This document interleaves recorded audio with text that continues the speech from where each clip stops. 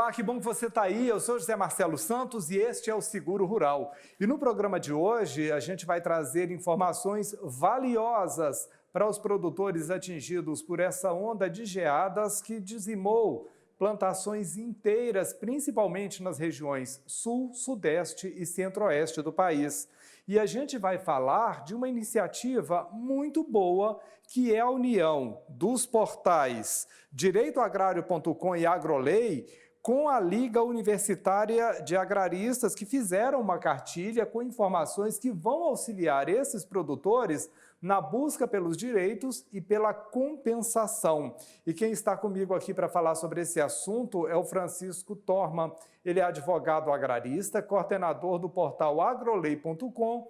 Francisco, muito bem-vindo, muito bom ter você aqui para falar com a gente sobre esse assunto e, de antemão, parabéns pela iniciativa, viu?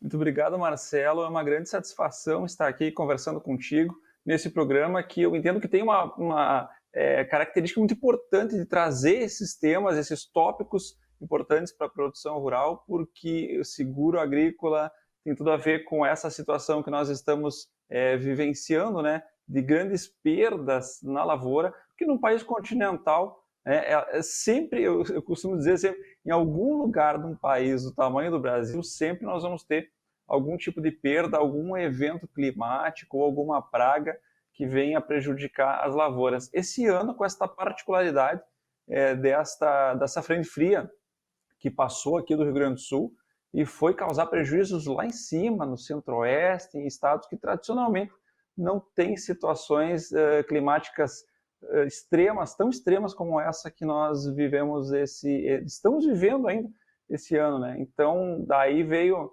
a nossa contribuição em forma desse guia aí para compartilhar com os produtores rurais esses questionamentos que tanto nos fazem. E quando você fala do tamanho do país, a posição que a gente está no planeta também coloca a gente numa situação um tanto diferente, né? Porque a gente tem o sul do frio com extremo calor no norte do país e ao longo de toda essa extensão territorial que a gente tem uma variação climática muito grande e dessa vez essa surpresa para todo mundo. Muita gente perdeu muita coisa e muita gente acabou perdendo tudo, né? Exato. Veja como é difícil implementar política agrícola no Brasil, porque é um país muito grande e, como tu bem comentaste, ele tem uma divisão territorial que perpassa vários climas diferentes.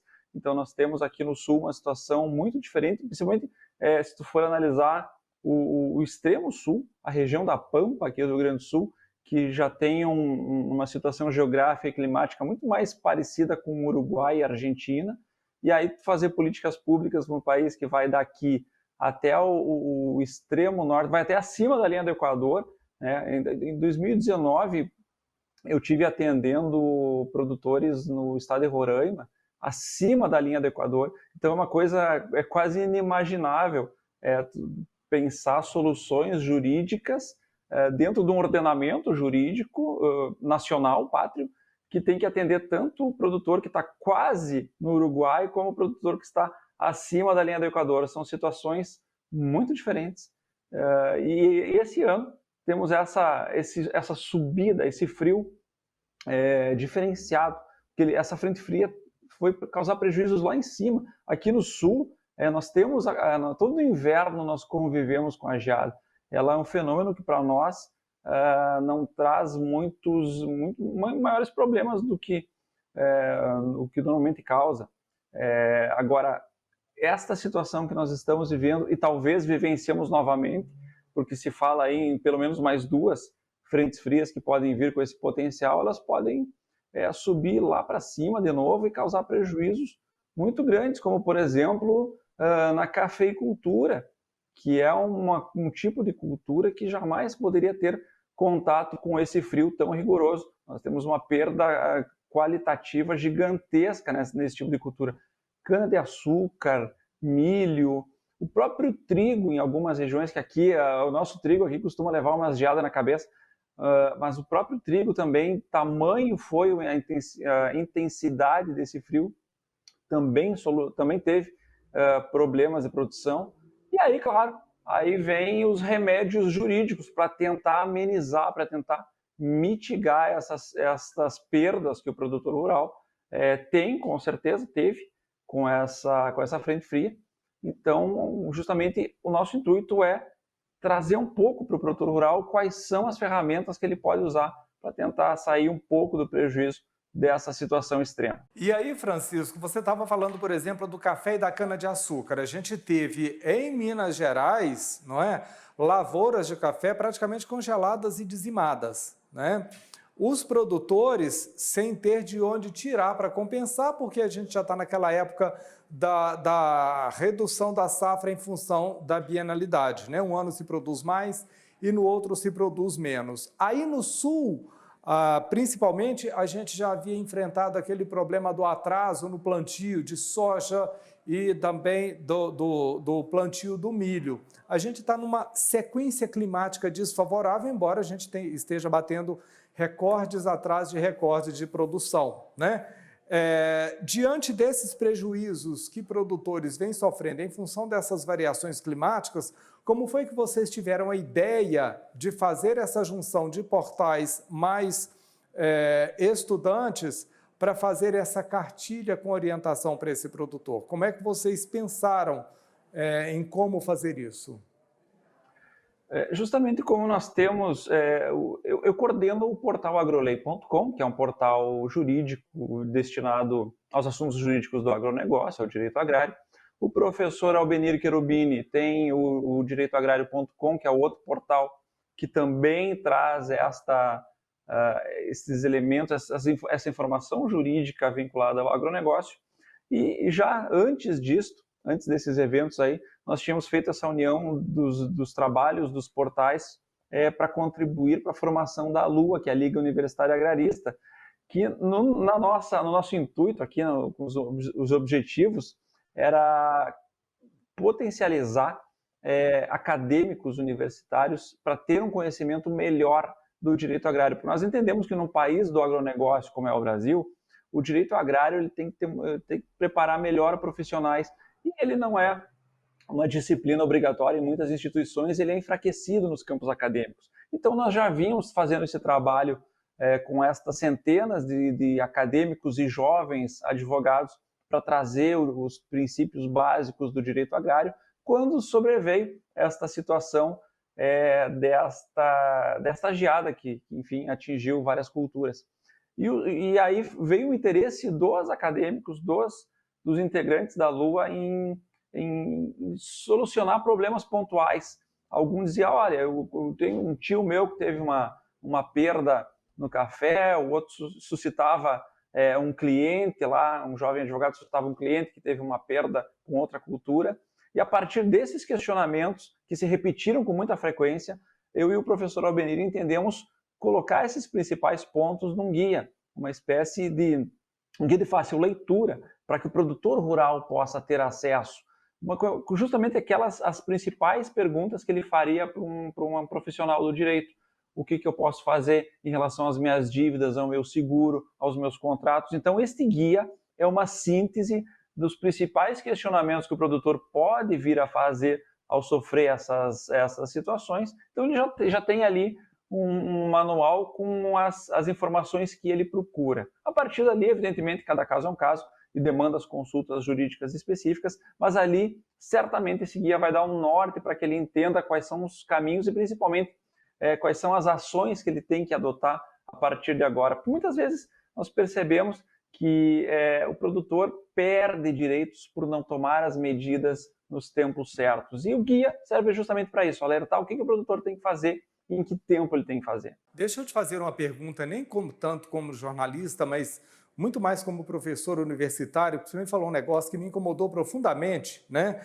Que é em relação ao direito agrário. Por que é uma área do direito tão sufocada, né? Ou tão pouco estudada, ou tão pouco divulgada, num país como o nosso, onde o agronegócio tem um peso tão grande na economia e é um país agricultável de norte a sul? Essa é uma das lutas que nós temos e não é de agora, ela vem de muito tempo. Nós integramos a UBAU, a União Brasileira dos Agraristas Universitários, que é uma instituição criada a semelhança da UMAL, que é a União Mundial dos Agraristas Universitários. O direito agrário nasceu na Europa, o berço do direito agrário é italiano. Foi lá que começou a se pensar as necessidades de se ter um campo do direito que atenda às especificidades do campo. E na Europa, o direito agrário continua sendo muito forte. Então, a partir dessa junção de agraristas que formaram a UBAL, que é uma instituição que congrega profissionais do direito agrário no Brasil, nós começamos a perceber a dificuldade de se tratar o verdadeiro direito agrário nos bancos acadêmicos. Ou o direito agrário é sonegado da grade curricular, ou ele é colocado de forma muito precária, discutindo questões que já não têm grande relevância na nossa realidade atual. O direito agrário, muitas vezes, quando é encontrado numa universidade, ele vai discutir o que? Reforma agrária, coisas que não têm mais tanta relevância no país do agronegócio. Por isso que nós dividimos, e é um estudo bacana do professor Albenir com o professor Zibetti, que é o presidente da UBAL, o direito agrário ele tem 2 grandes ciclos. O primeiro ciclo, regularização fundiária, norteia este primeiro ciclo, que é aquelas situações que nós tínhamos na primeira metade do século passado. Nós precisávamos discutir reforma agrária, precisávamos discutir regularização fundiária, imóveis que ainda não tinham titulação adequada. E agora, no segundo ciclo, o que nós discutimos? Agronegócio, cadeias agroindustriais, financiamento, crédito rural, financiamento privado, exportação, importação. Essas questões norteiam o direito agrário. E como nós percebemos a dificuldade de se levar esses conceitos para dentro das universidades, nós tentamos, muitas vezes, discutindo com instituições, fazer com que o direito agrário tenha uma valorização melhor dentro da universidade. Nós acabamos por fomentar a LUA. A LUA é o que nós chamamos de a cadeira de direito agrário que você não teve na universidade. Um projeto totalmente gratuito, destinado a contribuir para a formação de melhores agraristas e profissionais jurídicos que entendam o que é uma cadeia do agronegócio, que entendam os modernos mecanismos de financiamento, os contratos, porque nós precisamos de profissionais capacitados a atuar no Brasil, no país do agronegócio, e a questão da geada é um exemplo disso. Nós precisamos de profissionais que contribuam para que esses produtores saibam quais são os seus direitos. E aí, por falar em direitos dos produtores nesse momento de geada, não é? Vocês fizeram essa cartilha que, assim como essa cadeira do direito agrário que foi sonegada, que foi tirado dos estudantes durante a graduação, também é uma cartilha gratuita, né? Que tipo de informação que o produtor vai encontrar lá, hein? O que nós colocamos nesta cartilha, neste guia jurídico? Primeiro, produção de provas. Me vi atingido por uma geada muito grande. O que eu preciso? A primeira coisa, produzir provas. Eu preciso buscar os laudos agronômicos. Eu preciso coletar notícias de portais, informações, jornais. Eu preciso, eventualmente, a depender da situação, eu posso fazer atas notariais, levar tabeliões na minha propriedade para que eles coloquem isso no documento. Então, assim, produção de provas. Aí, o que eu faço com os financiamentos que eu tomei? Se esse meu financiamento é crédito rural, quais são as ferramentas que eu tenho e como eu faço a prorrogação dessa dívida? Se o meu financiamento é privado, como é que eu vou conversar com o meu fornecedor de insumos, quais são as armas que eu tenho para tentar negociar com ele, contratos agrários, quais são os impactos de uma perda de safras dentro de um contrato de arrendamento e dentro de um contrato de parceria. Os impactos são muito diferentes, então eu preciso identificar isso. Então, mais ou menos este é o caminho da cartilha. Aliás, também, não posso me esquecer, ainda mais nesse programa, quais são os cuidados que eu tenho que ter com o meu seguro rural, se eu tenho a minha lavoura segurada, se o meu seguro é privado, se o meu seguro é via Proagro, quais são as medidas, quais são os prazos, o que eu tenho que ter atenção. Um cuidado que eu sempre recomendo é não mexer na lavoura sem autorização do agente do Proagro, sem autorização do agente da seguradora, porque isso pode levar a uma situação de perda do direito de cobertura. Então, em síntese, são estas as situações que nós respondemos no guia para que o produto, de forma muito simples, de forma muito fácil, para que o produtor possa ler e entender quais são as medidas que ele tem que tomar diante desta situação dramática que nós estamos vivenciando. Parece simples quando dito aí por você, e vamos começar então pela questão da produção de provas. No momento da produção de prova, é importante fazer isso acompanhado de um agrônomo, a pessoa pode fazer isso sozinha, ela precisa do auxílio de um advogado para fazer, por exemplo, esta filmagem, como é que ela vai comprovar a data dessa imagem, por exemplo, que ela está produzindo? Vocês orientam em relação a isso? Sim, inclusive uma das ferramentas, como eu comentei, é a ata notarial. Por quê? Porque o produtor, ele vai fazer fotos, ele vai fazer vídeos, ele vai fazer esse tipo de prova, mas como tu disse, tem esse problema. Como é que valor que tem esta foto, que valor que tem este vídeo? É para isso que serve a ata notarial, que é esse documento que eu consigo através dos cartórios, do tabelião da nossa cidade. Então o tabelião, ele tem fé pública. Se ele for até a tua lavoura e fizer os apontamentos, fizer as fotografias, fizer os vídeos, narrar nesse documento chamado ata notarial os acontecimentos, esta declaração, esse documento tem fé pública, porque o tabelião tem fé pública. E a outra situação se refere ao laudo agronômico. A melhor forma de se comprovar perdas é através dos laudos agronômicos. Portanto, é importante que o produtor tenha contato com o seu agrônomo, principalmente quando nós estamos falando em crédito rural, que é aquele financiamento que é obtido através do sistema bancário oficial. Para o crédito rural, é necessário que eu apresente os laudos agronômicos de perda. Não basta eu falar lá no banco que eu perdi a minha lavoura. Eu preciso disponibilizar laudos agronômicos. E quem faz esse laudo é o agrônomo que acompanha a lavoura, sempre observando. É um cuidado que, por incrível que pareça, parece simples, mas muitas vezes é sonegado. Tem que ter o recolhimento da RT, tem que ter RT, tem que pagar a taxa, porque só um laudo voando lá sem o pagamento da RT, ele não tem valor. Então são pequenos cuidados que nós temos que observar quando a gente prepara essa documentação, porque pode ser depois, numa situação em que, e algo que acontece com muita frequência, às vezes o produtor rural procura o advogado porque o banco não está querendo fazer, e aí nós constatamos que não foi feita aquela prova no tempo hábil. E a essa altura do campeonato, tanto tempo depois da situação, nós não podemos mais fazê-la.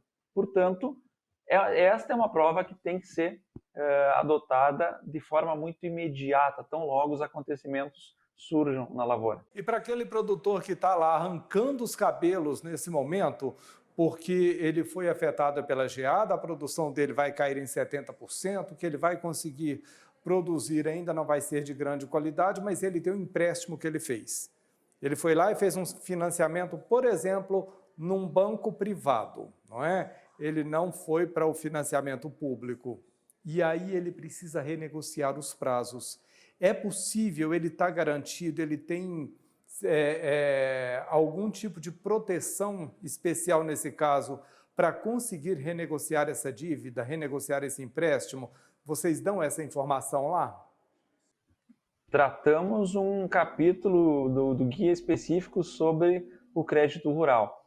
O produtor que tem a perda da sua lavoura e ele tomou o financiamento via crédito rural, e aí abro parênteses aqui, o crédito rural não necessariamente ele é tomado só em bancos públicos, mas os bancos privados também operam crédito rural. Então tem que ser observado que tipo de contrato o produtor fez. Se é uma cédula pignoratícia, uma cédula hipotecária, cédulas rurais pignoratícia hipotecária, com certeza crédito rural.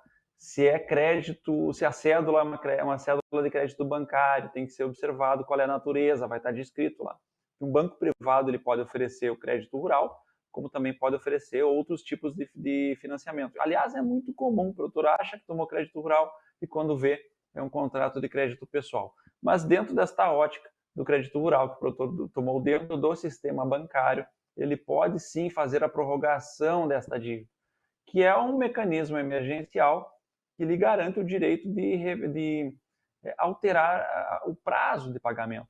Um dos detalhes que a gente sempre observa é que nós não podemos mexer nos encargos. Se o meu juro era 5%, se o meu juro era 6%, e isto continua valendo na prorrogação. O que eu vou fazer é tão somente alterar o meu cronograma de pagamento.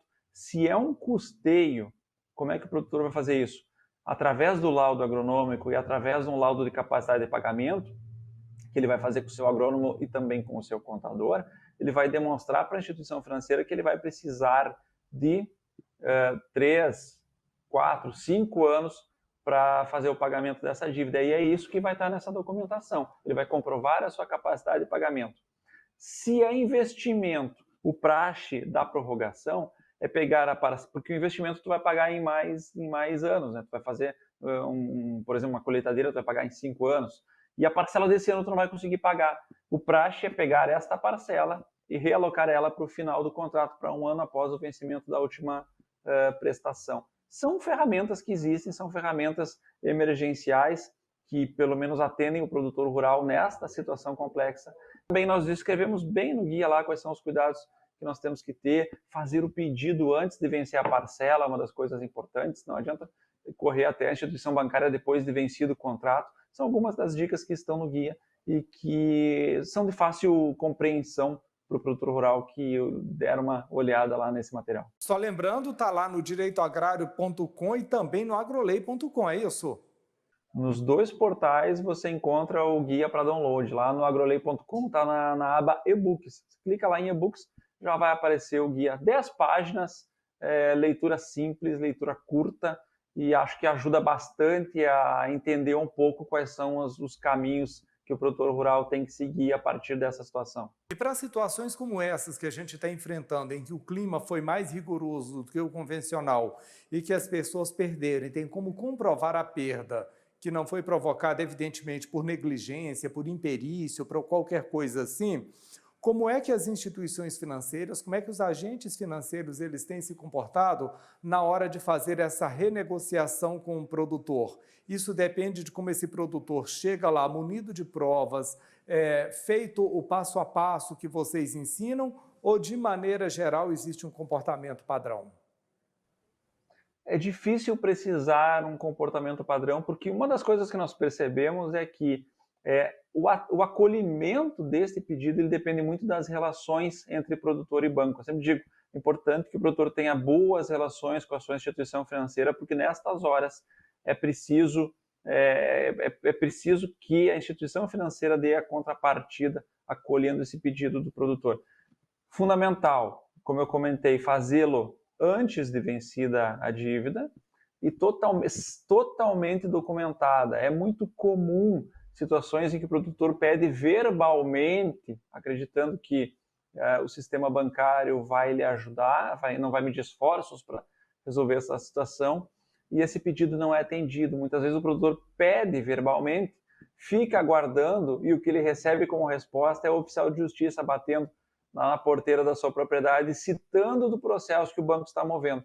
Então, importante, porque se for preciso judicializar essa situação, e não acho que não é comum, é muito normal ter que judicializar essas situações, porque muitas agências aí têm negado todos os pedidos do produtor. Então, é comum acontecer dessa situação ser judicializada e, para tanto, para ter sucesso em demonstrar para um juiz de direito o direito deste produtor rural, eu preciso ter toda essa documentação muito bem elaborada, muito bem completa em mãos para conseguir instruir bem um processo judicial. Esse é um dos cuidados que nós temos que ter. Eu sempre digo, o produtor rural tem que munir-se de documentos como se o banco fosse negar esse pedido. Se o banco acolher esse pedido pela falta de documentação, melhor ainda. Agora, se não for possível, eu preciso ter toda essa documentação em mãos para acionar o judiciário. Inclusive, eu sempre digo, se o gerente, muitas vezes acontece a situação do banco, da instituição, do gerente não aceitar, não dar o protocolo para o produtor rural que está recebendo essa documentação, não quer receber esses documentos. Então é importante, mande pelo correio, mande um SEDEX com aviso de recebimento, mande pelo cartório da sua cidade uma notificação extrajudicial, mas documente-se, importante se documentar. Aquela história de que fio de bigode vale mais que papel e que palavra dada precisa ser cumprida não pode ser levada para o meio jurídico, não pode ser levada para o meio financeiro, né? Com certeza não. Tu sabes que, por exemplo, uma das coisas que no nosso Estatuto da Terra permite é que os contratos de arrendamento e parceria, os contratos agrários típicos, sejam feitos de modo verbal. É perfeitamente possível e é legal eu fazer um contrato verbal.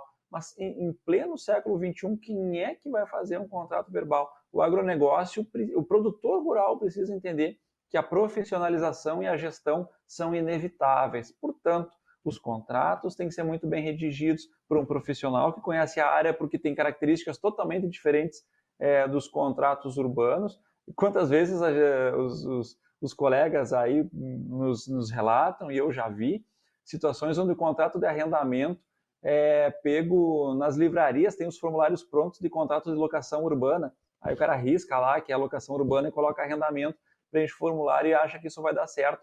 Esse tipo de atitude, contratos mal feitos, pedidos verbais, não combinam mais com o cenário moderno e competitivo que nós estamos vivenciando hoje. Muito bem, gente. Olha só, conversei aqui com Francisco Torma, advogado, agrarista, coordenador do portal agrolei.com. Francisco, muito bom te receber aqui. Muito obrigado pela entrevista, muito obrigado pela informação.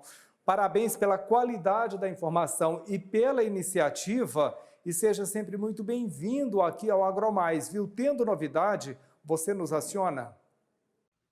Sem dúvida nenhuma. Inclusive, eu tenho expectativas de que algo comum acontecer, alguns socorros emergenciais pelo poder público são feitos quando nós vivenciamos situações como essa. É por isso que, inclusive, no guia, nós entendemos e disponibilizamos lá a informação que o produtor tem que acionar os municípios para que eles façam os decretos de emergência. Isso pode ser muito útil caso venham medidas governamentais. E se isso acontecer, certamente a gente conversa de novo. Te agradeço muito pelo espaço.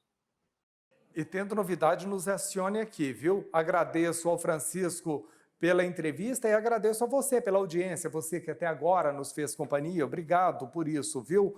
Eu te convido a permanecer aqui no AgroMais, porque aqui você tem 24 horas de agroinformação. E te lembro que esta e outras edições do nosso programa podem ser revistos lá no canal do AgroMais no YouTube. Eu fico por aqui, mas a gente se vê ao longo da programação.